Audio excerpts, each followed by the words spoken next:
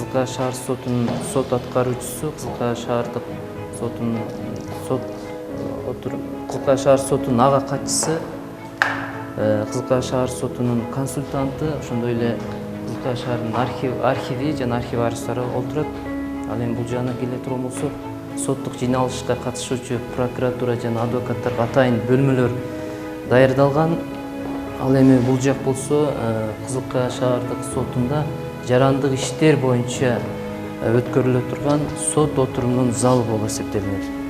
Кызыл Кая шаар сотунда капиталдык ремонттоо түзөтүү иштери жүргүзүлгөн. Бүгүнкү күндө Кызыл Кая шаардык соту бардык имараты бардык талаптарга жооп бере турган соттун зданиясы болуп эсептелинет.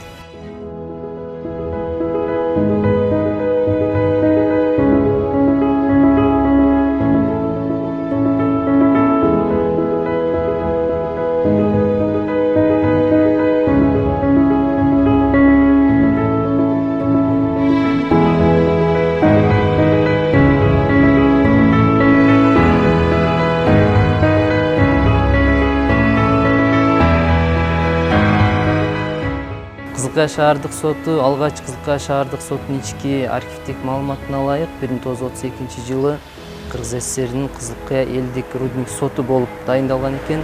Ал эми Кызыл Кая шаардык соту болуп 1997 түптөлүп Кызыл Кая шаардык соту наамы ыйгарылган.